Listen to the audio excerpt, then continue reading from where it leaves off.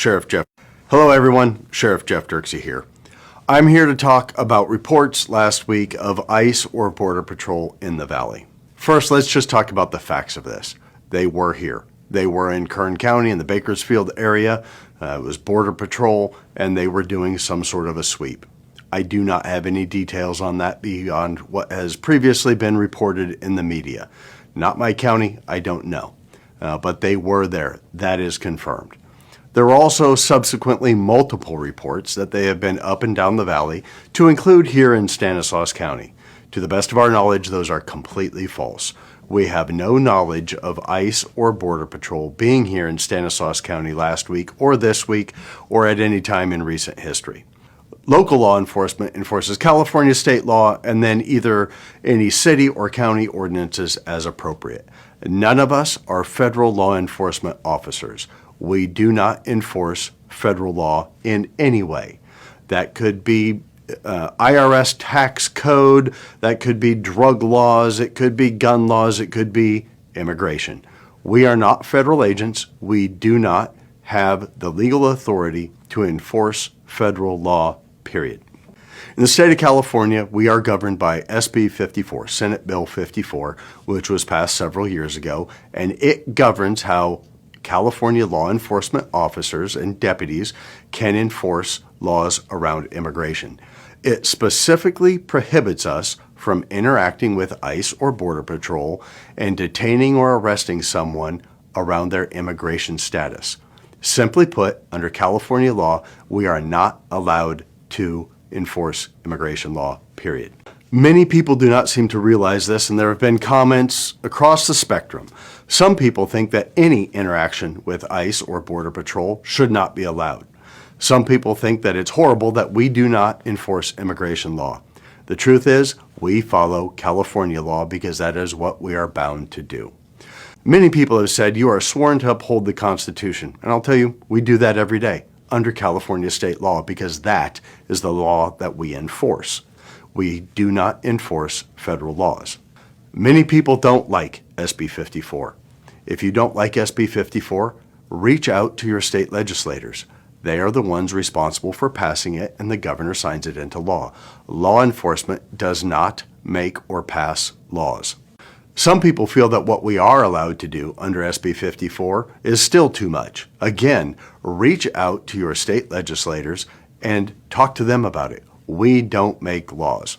So what does SB 54 do? SB 54 prescribes how it is that local law enforcement can or usually cannot interact with ICE. The only place where we can interact with ICE and turn someone over is, quite frankly, through our jails. When someone is arrested and they are booked into the Stanislaus County Jail, their name, fingerprints, etc. are put into the system. ICE is allowed to contact us if they wish to place a hold on someone. Simply put, the only way we can place a hold or a detainer on them is if they have a prior conviction for one of the laws that is outlined under SB 54. There's two lists. One is serious, one is violent felonies. All of them are felonies. There are 72 laws total on those two lists, but if you aggregate them into one, there's about 50 law violations for which we could turn someone over to ICE.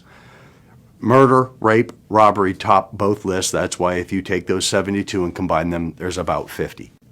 If someone has a prior conviction, we are allowed under California state law to turn them over to ICE within 365 days of the completion of their sentence for the California law violation for which they are being held. What does that mean? If someone is sentenced to 2 years in county jail, after they have completed the first year of their sentence, we can turn them over to ICE at any time in the second year. Once they have completed their sentence in our jail, they will be released. We cannot and do not hold individuals for ICE beyond their sentence under California state law. Once someone is turned over to ICE, they go through a complete adjudication process that I am not involved with and really can't speak to the details of, but there is a separate process through the courts that leads to a removal order and potentially subsequent deportation. In the 3 years of 2021, 2022, and 2023, There were approximately 300 people that we legally could place detainers on that could have been turned over to ICE. ICE picked up precisely one of them in 2023, and that was a murder suspect. The numbers for 2024 will be released soon. We are compiling them now. Obviously, it's January of 25, so we're kind of doing the homework on the back end, and we can release those numbers. But typically, ICE has not come and picked up those which, under California law, we can turn over to ICE. In conclusion, I want to summarize by saying all of your local law enforcement is here to do exactly that, be local law enforcement. We support and defend our Constitution every day under California state law, which is what we are sworn to uphold. Let me finish by saying this.